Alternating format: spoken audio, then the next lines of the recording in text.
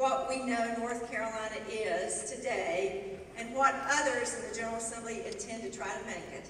And that's the direction we don't want to go. This election was about jobs. It was about jobs and it was about voter apathy. There are results and there are consequences when we don't do what we need to do, which is get the vote out, register everybody we can, and unless somebody tries to do voter suppression on us, that's our goal between now and the next election. You all, this is an important time for us. I've spent several hours, as have all these marvelous members of the General Assembly that David Parker has already introduced to you. I've spent several hours looking at the budget. I sent a budget to the General Assembly with two priorities: protect jobs and protect education, because jobs and schools are hand in glove. You can't separate a good public school, a community college, and a university system from what jobs look like in the 21st century. You've got to have both. You don't have one without the other. Right. This budget, the education cuts, are about 20,000 educational personnel. Now, I don't know about you, but if I'm teaching a kindergarten class, and I can't do that with 20 little 5-year-olds running around, because sometimes even the teacher needs a break. You need a teacher assistant in that room, and these folks in the General Assembly don't seem to understand that all the pieces of the public school system are important, not just the classroom teacher. And they don't understand that our great state employees, who are the guts of state government services and services in all of our communities, need to be there to make the services happen. Nobody asked who was there to clean up after the tornado 2 weeks ago. You saw state employees all over the state out there doing everything they could 24/7. You saw state employees who worked on Christmas weekend when we had snow and ice. Did they get to see their parents or Santa Claus? No. Did they get to have Christmas with their kids? No. They were out there cleaning the roads so you and I could have Christmas with our family. That's what state employees do in North Carolina, and don't ever forget it. Don't ever forget it. And so I've got a budget that wants to fire corrections officers. You tell me who's supposed to mind the prisoners. We've got a budget from the Republicans in the House that they're going to vote on Tuesday that wants to get rid of mental health workers.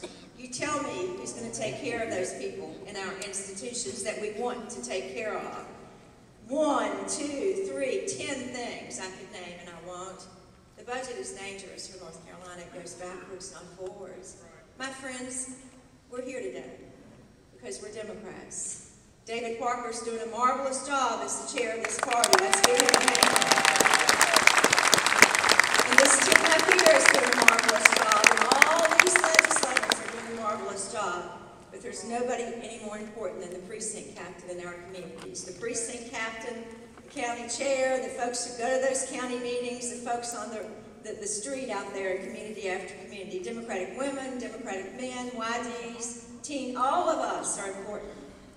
We've never been more important than we are today. And that's what I came to say to you.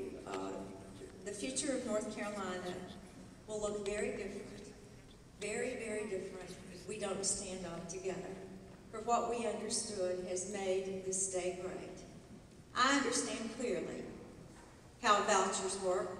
I don't know if you understand it, but I understand that when I was a coal miner's daughter in Perdue, Virginia, and if there had been some great legislature in Richmond run by folks who thought private schools were better than public schools, they might have offered my mom and dad. Back then it would probably been $500. Now it may be $4,000 or $5,000.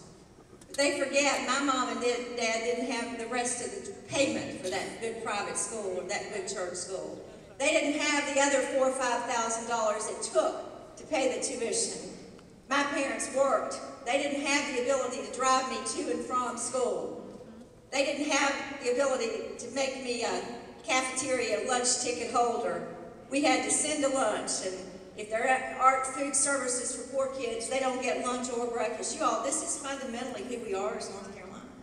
It's who we are as North Carolina. I'm not exaggerating a thing. I know you've had governors who come here year after year. I've been sitting there with you. listening to him, and I'd say, oh, here we go again. This is the most important election in America's history, North Carolina's history. I've heard leaders before say it to me. I've heard state chairmen and state officers say, this election's crucial. You all, this is one time that that's the truth. That's really the truth. I urge you to go home today. It is the truth. There are those in this state who do not want you and me to vote. There are those in this state who would rather we went away. And let me tell you what, sisters and brothers, we ain't going anywhere except straight up.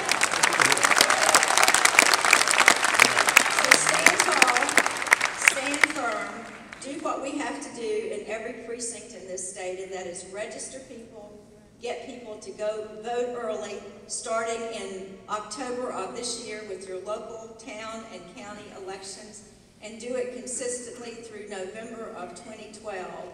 We, the folks in this room, are the difference between a positive, vibrant future for each of us, our children and grandchildren, and for North Carolina, and going backwards to the days that only a few had access to that future.